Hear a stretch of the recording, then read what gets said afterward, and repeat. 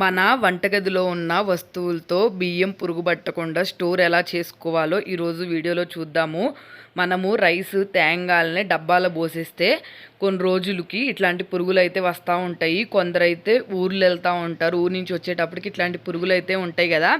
ఈరోజు సింపుల్గా 3 టిప్స్ అయితే చూద్దాము. ఫస్ట్ వచ్చేసి బే లీవ్స్ అంటే బిర్యానీ ఆకులు ఉంటాయి కదా, ఈ బిర్యానీ ఆకుల్ని ఇట్లాంటివి తీసుకొని కట్ చేసి మనము రైసు పోసిన వెంటనే అంటే డబ్బాలో రైస్ ప్యాకెట్లోంచి ఓపెన్ చేసి పోసిన వెంటనే ఇట్లాగా మనం స్టోర్ చేసుకున్నాం అనుకోండి, బే లీవ్స్ వేసి ఒక 1 ఇయర్ అయినా సరే బియ్యము పురుగు పట్టకుండా అయితే ఉంటాయండి. నెక్స్ట్ టిప్ వచ్చేసి ఏంటంటే ఎండుమిర్చి ఉంటాయి కదా, ఆ ఎండుమిర్చి మనము బియ్యము ఓపెన్ చేసిన వెంటనే సంచులోంచి డబ్బాలో పోసుకున్న తర్వాత ఇట్లా ఎండుమిరగాయలు వేసుకొని మనము కలుపుకొని మూత పెట్టుకున్నామంటే 1 ఇయర్ అయినా సరే బియ్యం అయితే పురుగు పట్టకుండా ఉంటాయండి.